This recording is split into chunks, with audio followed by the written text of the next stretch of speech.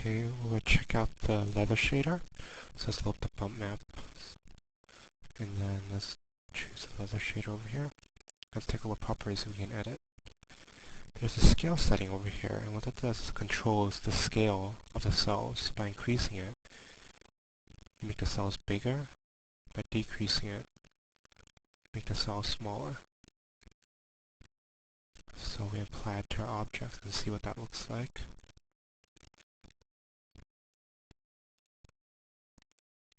And we do a render.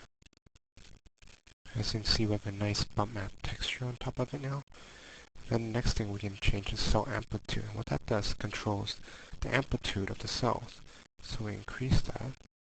You make the cells bump out more, or you decrease that to make them more smooth. So let's make a relatively bumpy texture and just apply it to our rounded cube object over here and see what that looks like. Let's do a render. As you can see, we can now have a rather rocky bumping on our object. There's the irregularity setting over here. And what that does controls how irregular the boundaries between the cells are. So by increasing it, you make it more irregular. By decreasing it, you make the boundaries more regular. As you can see, it looks more like a grid now. Let's try it very regular. So let's apply it to our object. Let's apply it to both of them. And let's do a render. As you can see, we have a pretty regular bump on our objects now. Then there's the smooth options over here. And what they do is basically they affect how high or how low the difference is between the cracks in the cell and the cell's tops. So by decreasing it, basically make the cells really short, and by increasing it, you make them bump up more.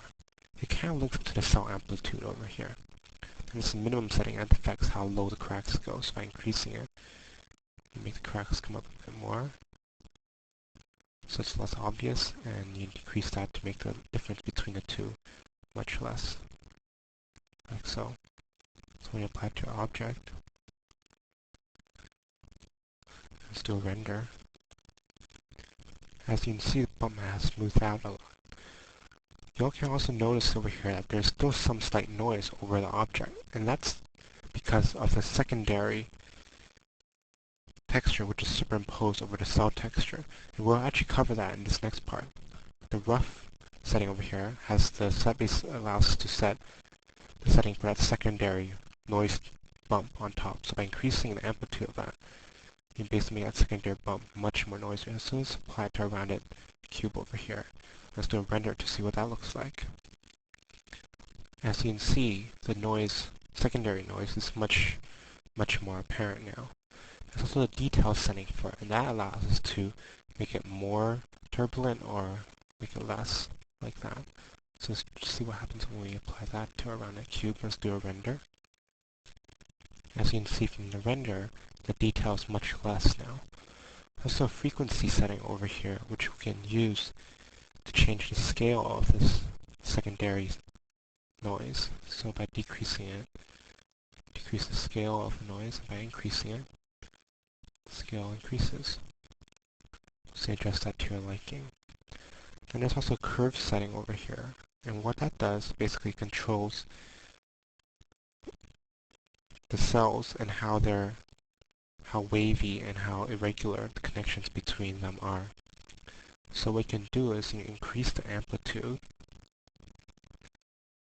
and the waviness will get more apparent.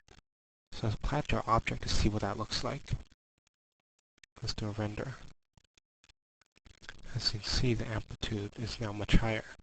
You also adjust the detail, which is similar to the other details, so it basically controls how much detailed the edges are, and the frequency controls the scale of that detail. So you can adjust that to your liking. Then there's the fold setting, and what that does is it controls the depth, complexity, and frequency scale of the roughness subtexture of the cells. So the cells themselves have an underlying subtexture, so you adjust the amplitude for that to make that noise more apparent. And you also adjust the detail. So let's change some of these variables. Frequency affects the scale of that noise, so let's change that a bit, and let's see if we can make a nice looking noise bump for our ground texture over there.